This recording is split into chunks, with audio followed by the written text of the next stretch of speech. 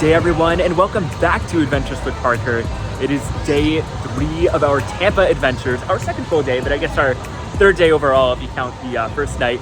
But anyways, we are here at Adventure Island, which is Busch Gardens water park. We can actually see the park and the roller coasters from the top of all the slides, which is pretty cool. But yeah, this water park is actually quite extensive. I didn't realize they had so much here, but yeah, it's actually a pretty decent water park. As you can probably tell, I've already been in the water a little bit, and we're just about to have lunch now. But yeah, come along and join us for our day here at Adventure Island. So without any further ado, let the adventures begin.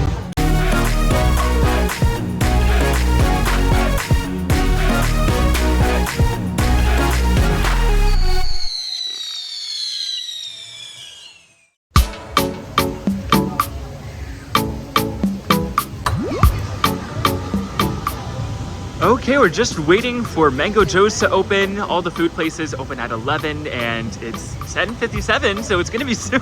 But yeah, like yesterday at Busch Gardens, we have the all-day dining plan again today, so we're gonna make good use of that. Yeah, let's eat. And the egrets are back at it again, planning for world domination. We see you, egret. You know you're up to something. Okay, so we pretty much have the same meal that we had yesterday at Busch Gardens, but we have the ribs, some waffle fries, and some salad, which we thought was a side, but apparently it's a whole entree. So just be aware of that. We did end up paying for it anyways because we are desperate for veggies. We've been eating... That and I panicked. That too, yeah, we had some... We were holding up the line and I panicked. Yeah. But that's okay.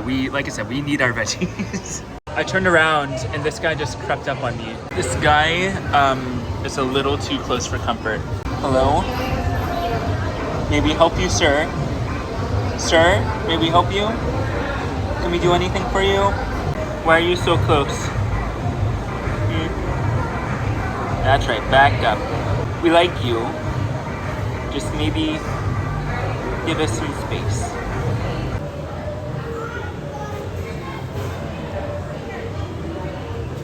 We have all the wildlife here today.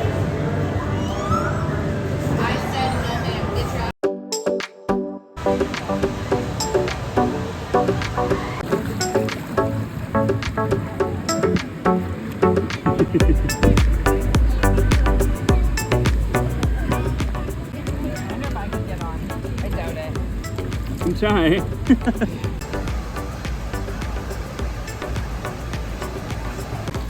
Okay, bye. Have fun. Love that journey for you. We'll catch up with him in a bit.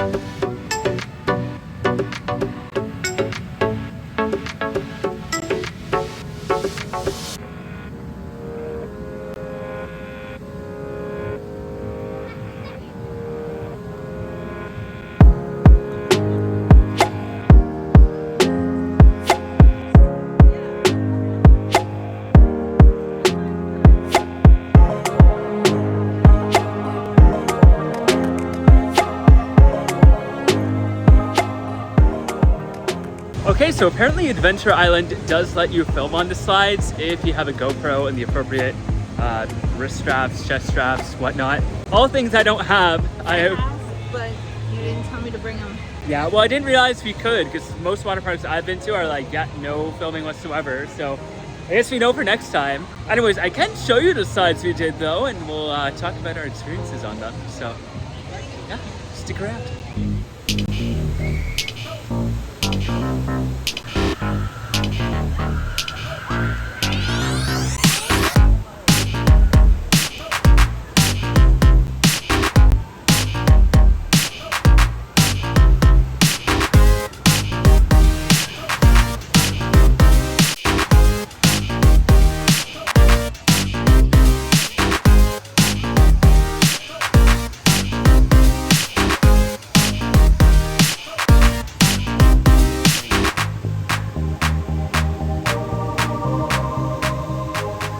Yeah, not the most impressive tipping bucket I've ever seen.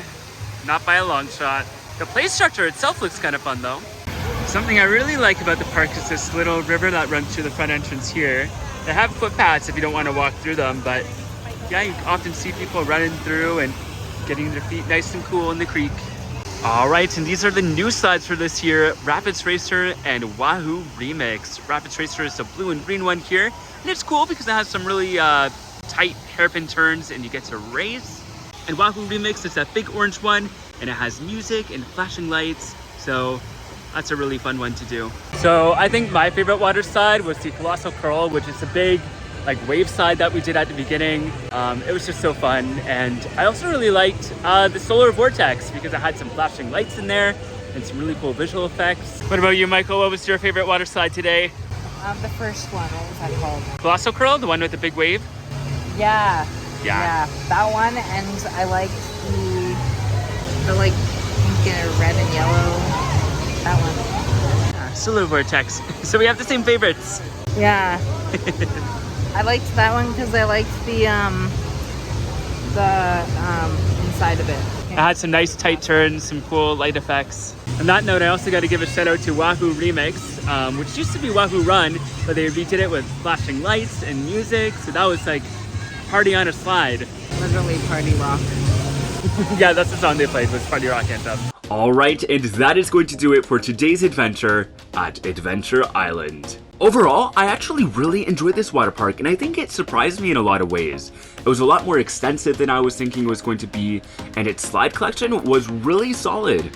It's hard because Florida has a lot of awesome water parks, especially the Disney and Universal ones that are so highly and immersively themed, and Adventure Island doesn't do theming in that way. I mean, it does have some general tropical vibes that are pretty good, but it doesn't have that immersion factor that the other water parks do. However, it does have that awesome slide collection that totally makes up for it, and I think if you're looking for maybe a cheaper alternative, or if you are sticking more on the coast and not going into Orlando, Adventure Island is a really solid choice. Honestly, I think it's one of the most overrated water parks in this state, so if you have a chance to go, I would recommend it. We had such an awesome time. I think the only area where our day might have fallen short is in the food. Not that it was bad food, but there just wasn't a lot of variety, especially considering we were just getting the same thing that we had the day before in Busch Gardens. It would have been nice to have something a little different for a change. The other nice thing about Adventure Island is that you don't need to spend a terribly long amount of time there. I think Mike and I maybe spent 2 or 3 hours in the park, and we got to do everything that we wanted to do, which was nice because that gave us the rest of the day to go back to our hotel and spend the rest of our time exploring the city. Actually, as soon as we left Adventure Island, we went over to Foundation Coffee Co. in Ybor City, where we met up with probably one of my favorite people on the internet, Chris the Girl. And if you haven't seen her channel, go and check her out, go subscribe, because she is awesome and I love the content that she puts out. But yeah, we got to grab a coffee, chat, hang out, and all of that wonderful stuff. And we spent the rest of the night just exploring more of Ybor City and hanging out at the hotel. Speaking of that, I actually have a vlog from our time in Ybor City up on my Patreon. I do a little series on there called Beyond the Adventure. And yeah, that's available to all of my patrons. So if you contribute any amount, that is available to you. And speaking of that, any money that you contribute on Patreon goes right back into the channel. So I use it to pay for my software, pay for new equipment, and all of that good stuff. It helps me grow and improve the channel and just keep on doing what I'm doing. That said, there's no pressure to use this feature. I know we're in some pretty tough times right now, so if you're able to contribute, thank you so much. I do appreciate you so much. But if not, I also appreciate the ways you support the channel without money, by watching, by liking, commenting, subscribing, all that wonderful YouTube stuff. That is equally as important, and I appreciate you just as much. So if that's you, thank you. You are amazing. Anyways, that concludes the Tampa portion of this trip, but from here we're going to move on to Tennessee, specifically the Pigeon Forge area, where we're going to hit up Dollywood, Goats on the Roof, the Gatlinburg Sky Bridge. So yeah, I'm very excited to sharing all of those adventures. So if you don't want to miss that or any of my other theme park travel, local, or outdoor adventures, you might want to consider becoming a subscriber. You can also find me on Instagram and Twitter at EDVParker and on TikTok at Adventures with Parker. Once again, thank you so much for joining me, and until next time, the adventures are calling. See ya!